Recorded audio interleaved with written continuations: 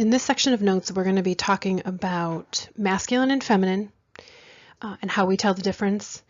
We're also going to look at some nouns that are going to change meaning depending on whether they're masculine or whether they're feminine. The uses of ser and estar, and also adjectives that can be different when they're used with ser, when they're used with estar, and our articles and adverbs.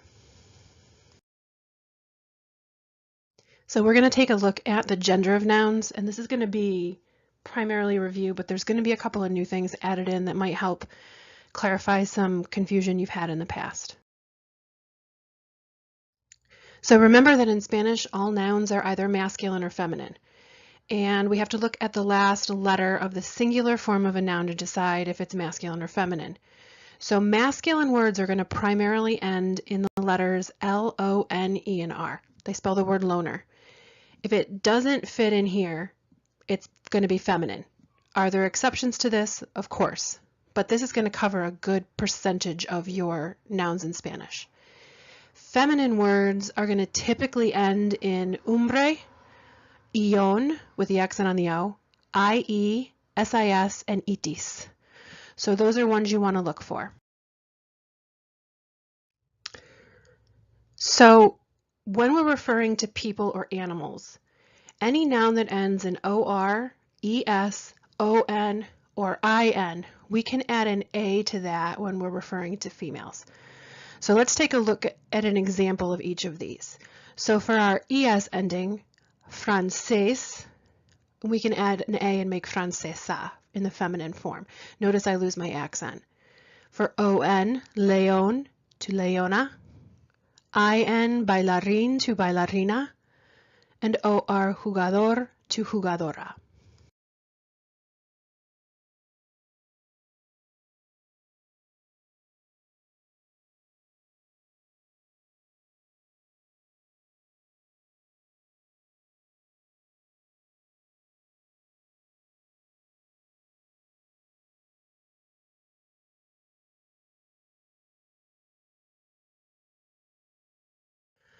There are some nouns in Spanish that are considered doubly gendered, and essentially what that means is they mean one thing when you use the feminine article, and they mean something different when you use the masculine article.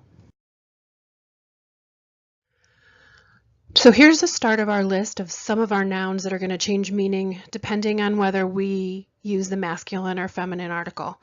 So the meanings are pretty different, so we just want to be very cautious when we're using ls and las with these to make sure we pick the right one.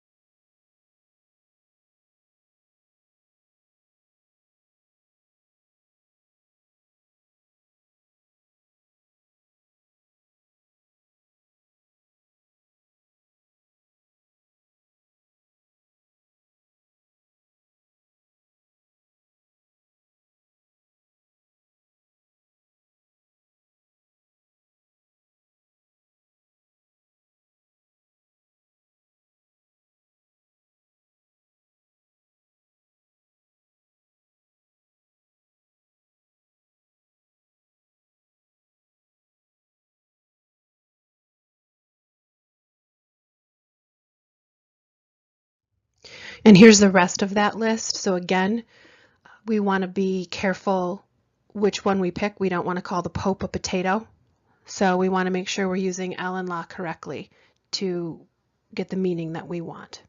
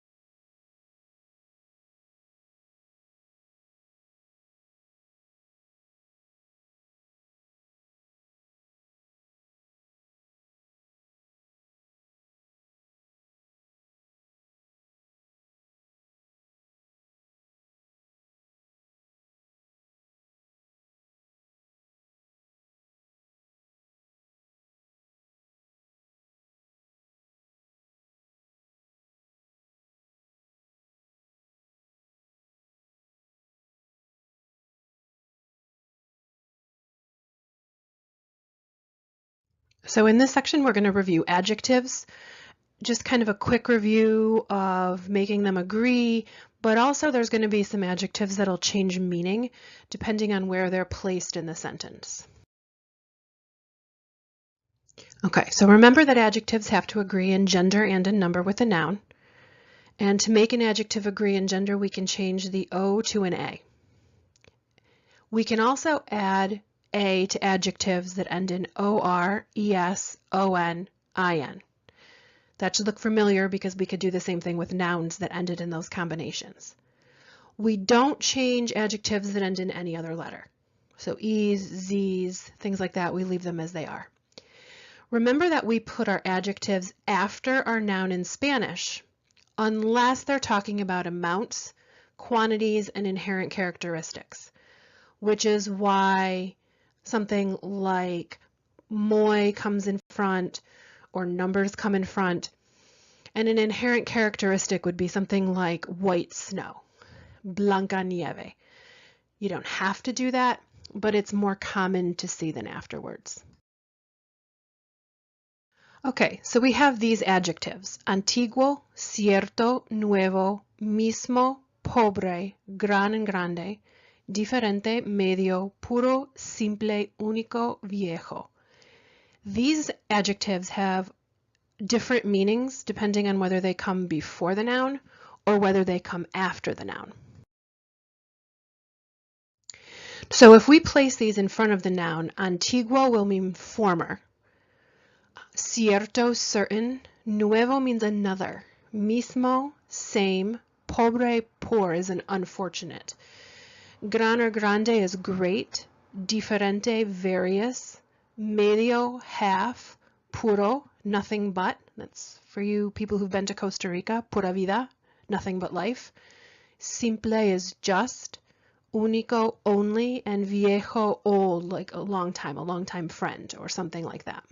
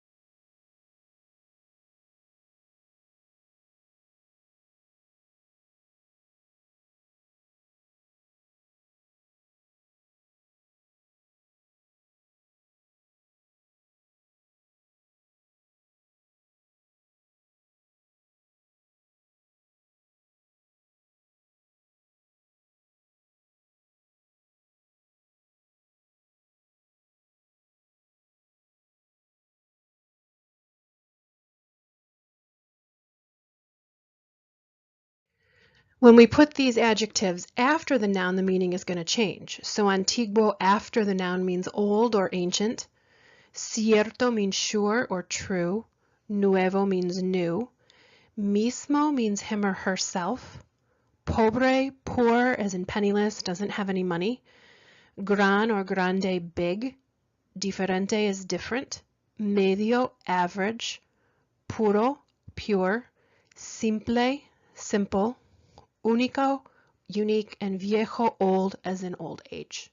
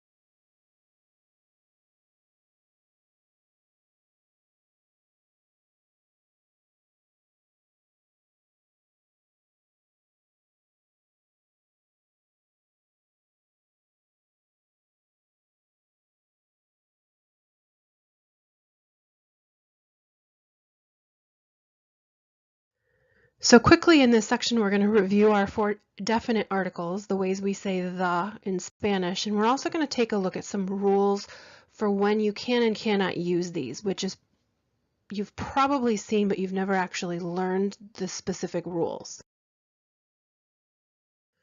So again, definite articles are how we say the in Spanish, and we have 4 ways to say the: to masculine, to feminine, to singular, to plural. So our masculine singular is el, our feminine singular is la, plural masculine los, and plural feminine las. And we pick which one to use because our definite articles have to agree in gender and in number with the noun. So let's take a look at the rules for when we would use definite articles. So any noun that ends in E, A, ista, and NTE will only change the article to denote gender. So if we look at the examples, el gerente is the male manager, la gerente is a female manager. So the el and la tell us whether it's a male or a female. The same with el atleta and la atleta. El recepcionista is the male receptionist and la recepcionista is the female receptionist. And then el estudiante and la estudiante.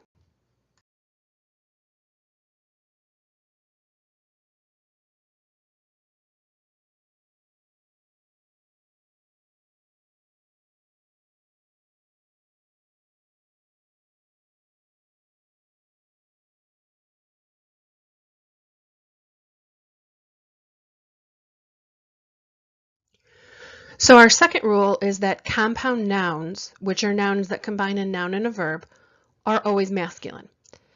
And you change the article from el to los in the plural form, but you don't actually make the noun itself plural. So if we look at some of these compound nouns, you're going to see that the first part of it is a verb, the second part of it is a noun. And for a lot of these, they're newer inventions, for the most part, where they needed to find a word. So saca puntas is a pencil sharpener from the verb sacar, to take out, and punta, which is point. Abre latas from abrir and lata, open cans. Lavaplatos, parabrisas, paraguas. Notice with paraguas, I don't have the double A in the middle. They just kind of combine those two. Cumpleaños and sacacorchos. So if I wanted to say I had multiple pencil sharpeners, I would just say los sacapuntas or los abrelatas. I don't need to make the noun plural, just the article.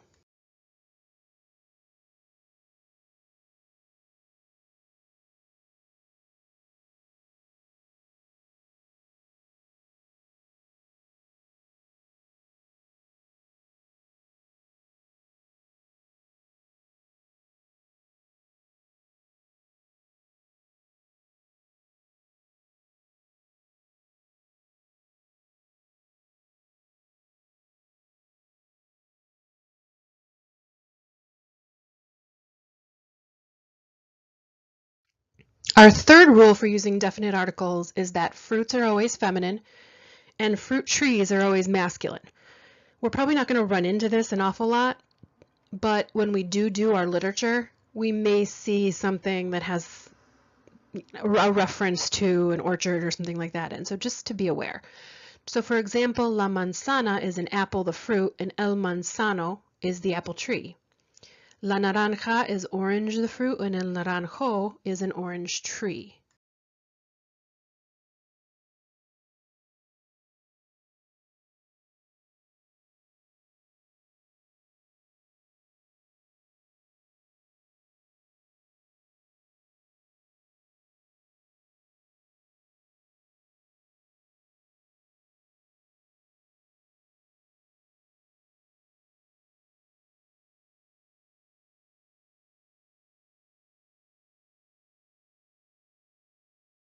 Rule number 4 is that nouns that begin in A or HA are masculine in the singular form and feminine in the plural form.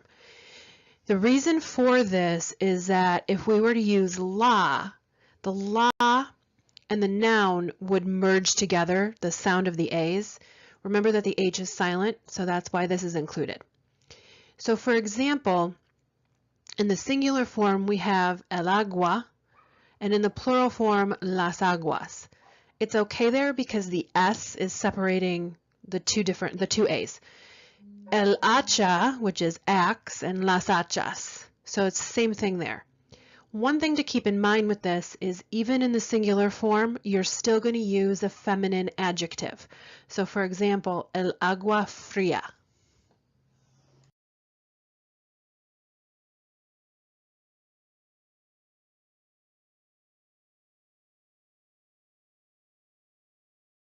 Okay, our fifth rule for using definite articles is that we use them before titles like señor, señora, señorita, when you're talking about the person, gossiping, so to speak. You don't use them before titles when you're talking directly to the person. So let's take a look at a couple of examples of that.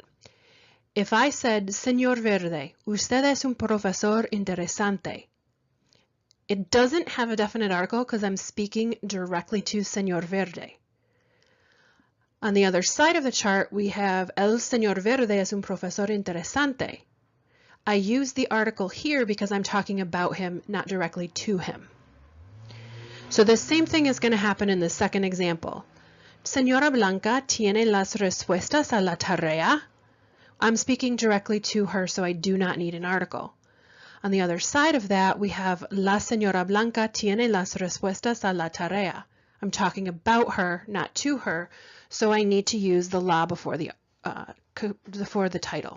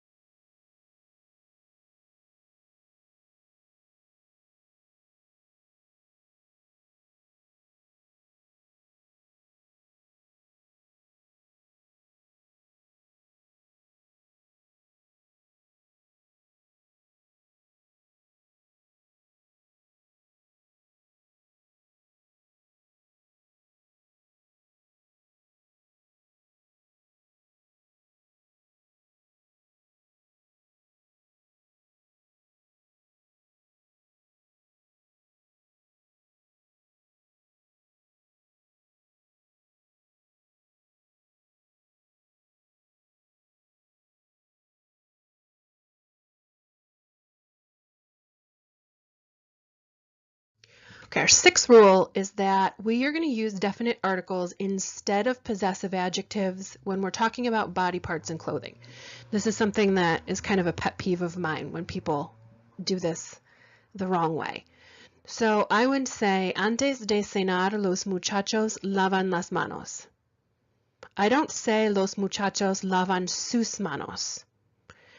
The implication is that if they're washing hands, they're probably washing their own hands, so it's just redundant. And then an example using clothing, it would be cuando hace calor, no tengo que ponerme la chaqueta. The me is talking about you doing it for yourself. So the assumption here is that you're putting on your own jacket. So again, using the mi chaqueta would just be redundant.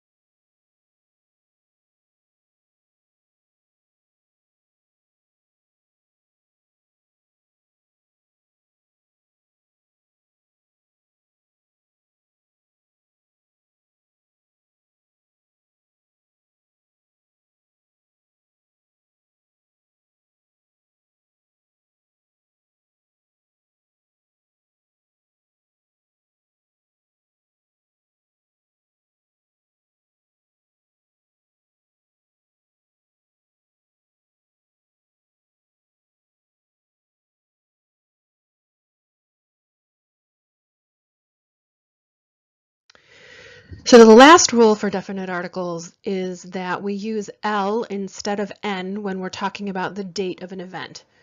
For example, el lunes saldremos de vacación, or el viernes cociné una cena grande para mi familia. So notice I'm not saying en lunes or en viernes. I'm not 100% sure why this is, but it's one of those little things that we need to be careful of.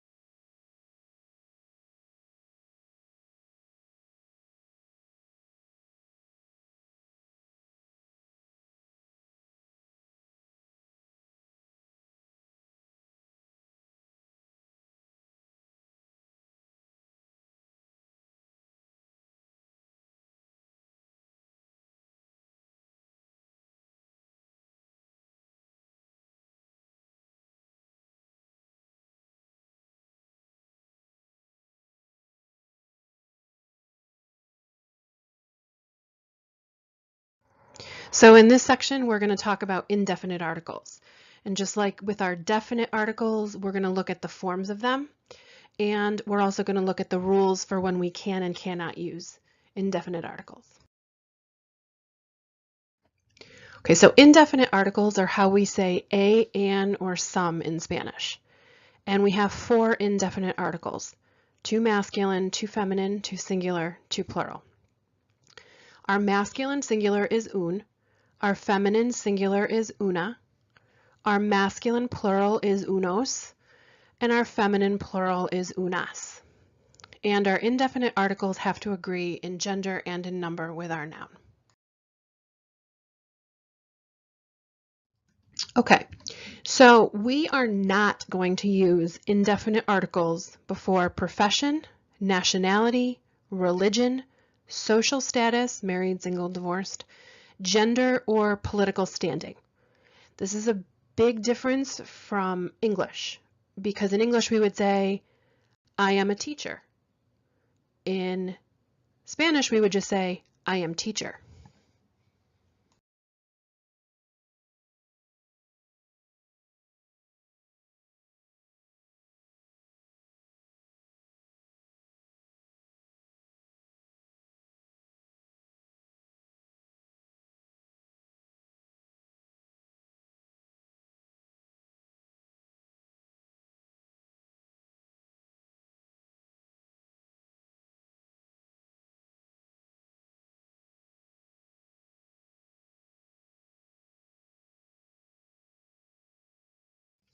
Our second rule is that we don't ever put indefinite articles before mil, cien, cierto, otro, or medio. We need to be really careful with this because we never say un mil or un otro. So I think some of us are going to have some habits to break with that. Our third rule is that we never put indefinite articles after que expressions or after the verbs tener, llevar, usar, comprar, buscar, or sacar.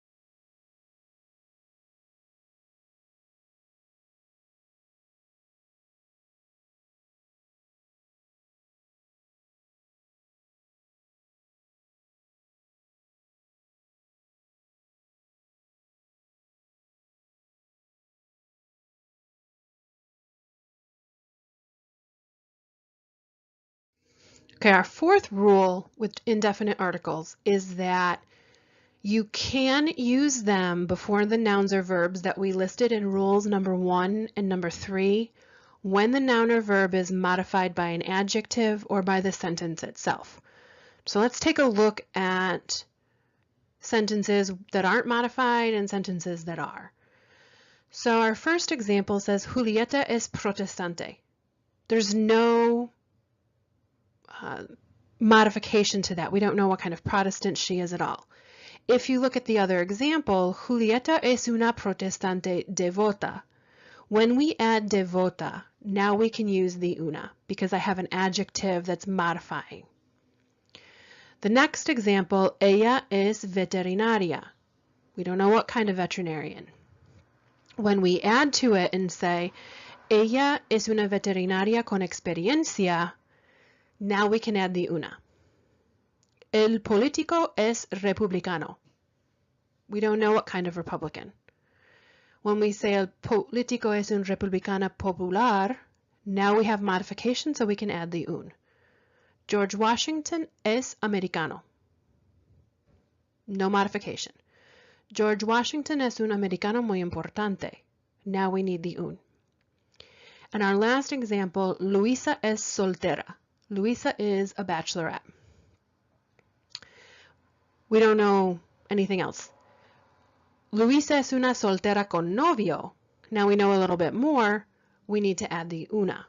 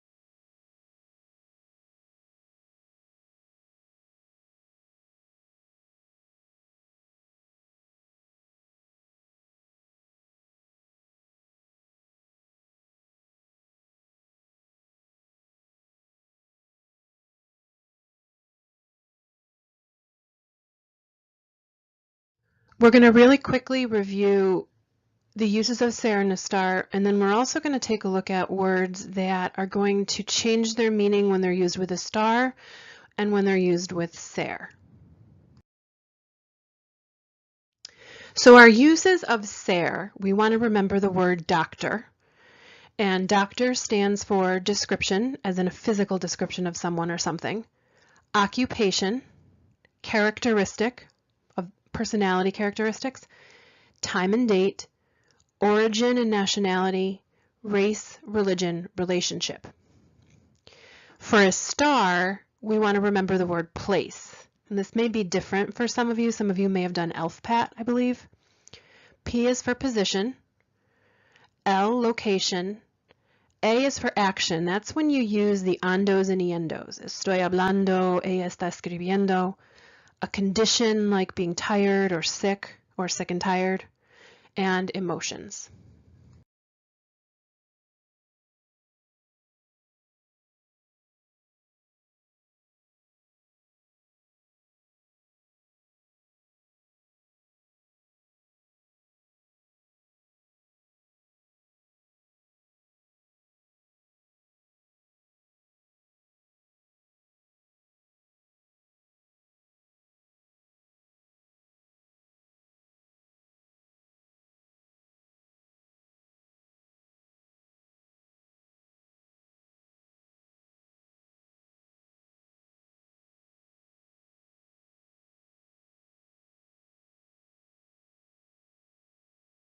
Okay, we have a pretty extensive list here of adjectives that are going to have different meanings when you use them with a star versus when you use them with a ser. We want to be careful because it can really dramatically change what we're trying to say. So, for example, abierto, está abierto, it's open, like the store is open. Es abierto is a very frank or communicative person, okay? Bajo, if you use it with a star, you're calling someone depressed. If you use it with ser, they're a short person. So that can really change what you're trying to say, okay? Like despierto, to be awake, estoy despierto, versus to be bright or smart when you use it with ser.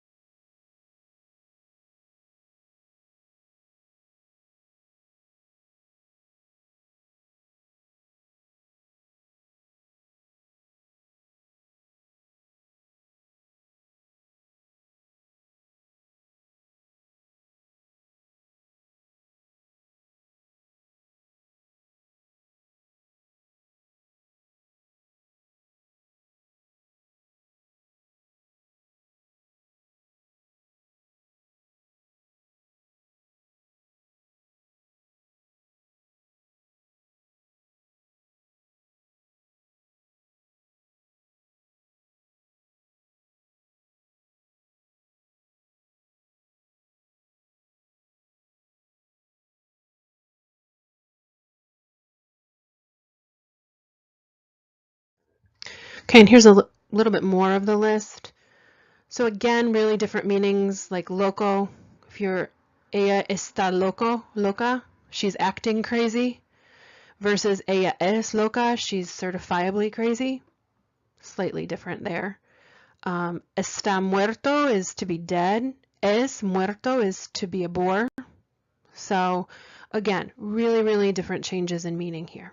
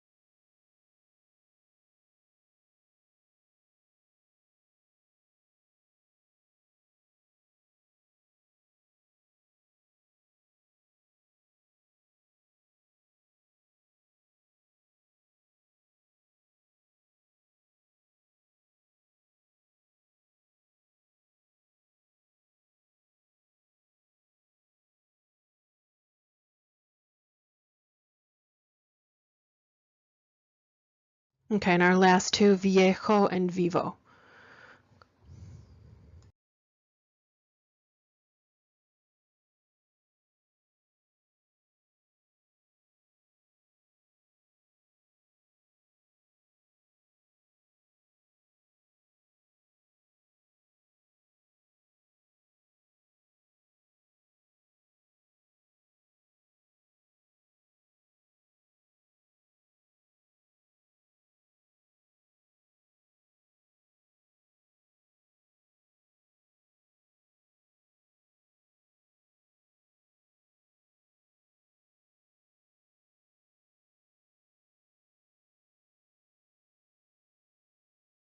Okay, our last section of notes with this unit is on adverbs and how we form adverbs. There's two different ways, and just taking a look at that, I'm not sure you guys ever learn the rules for how to form an adverb. Okay, so here are our steps to forming an adverb. You're going to get an adjective, and you're going to change that adjective to the feminine form. And you then add mente directly to the feminine form of the adjective. If the adjective ends in a consonant or a vowel other than O, you just add the mente. And the mente is going to be the ly ending in English. So let's take a look at a few examples. Say I want to say clearly. I get my adjective claro, I change it to the feminine form clara, and then I add mente, claramente, clearly. Second example I have is if you want to say constantly. I get my adjective, constante. Because it ends in an E, constante is also the feminine form, and I just add mente, constantemente. If I want to say difficultly, I get difícil, which is the same in masculine and feminine, and then I add mente, difícilmente. One thing to notice is that if the adjective has a written accent mark, like in difícil, you keep that accent mark in the adverb form. There is also another way that we can write an adverb, and when we use this way, we're going to use con and the singular form of a noun. So let's take a look at a few examples. For example, if I have cuidadoso and I want to say carefully, I could say cuidadosamente. I can also say con cuidado. It means the same thing. Perfecto, if I want to say perfectly, I could say perfectamente or con perfección. And finally, cariñoso, if I want to say affectionately, I can say cariñosamente or con cariño. Just a choice of what you want to use. Both would be considered correct. Okay, so we do have some adverbs that just kind of stand alone. We don't have to add mente to them. So let's take a look at what those are quickly. We have bastante, which means quite, demasiado, too or too much, mal, badly, mucho, a lot, muy, very, nunca, never, peor, worse, poco, little, and siempre, always.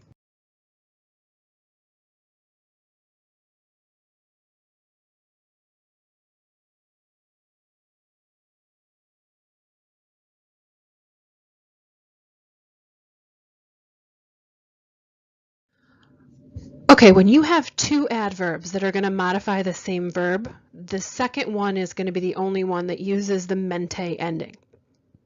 So if we look at a couple of examples, I would say, Juan trabaja lenta y cuidadosamente. El chico le habló clara y cortésmente. El autor escribió rápida y fácilmente. Now notice that because these are adverbs, the first one you use is going to use the feminine form. Even though you're not adding mente, we still need to get and use the feminine form.